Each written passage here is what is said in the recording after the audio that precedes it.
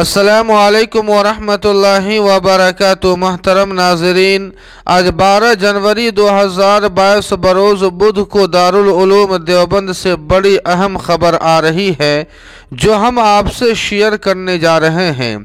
جی ہاں ناظرین کرام، آپ کو بتلا دیں کہ کورونا کے پیش نظر آج دارالعلوم دیوبند نے 2 اہم اور بڑے اعلانات جاری کر دیے ہیں جو ہم آپ کی خدمت میں پیش کرنے جا رہے ہیں۔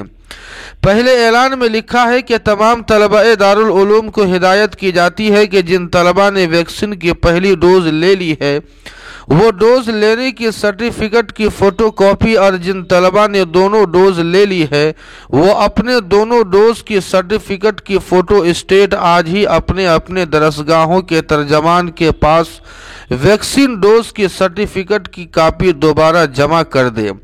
اور دوسرے اعلان میں لکھا ہے کہ تمام طلباء کو ہدایت کی جاتی ہے کہ کورونا کی نئی لہر کے سلسلے میں احتیاطی تدابیر کی پابندی کریں، ہر وقت ماسک لگائے رکھیں، سینیٹائزر کا استعمال کریں، بغیر ماسک کے درسگاہوں میں نہ آئے۔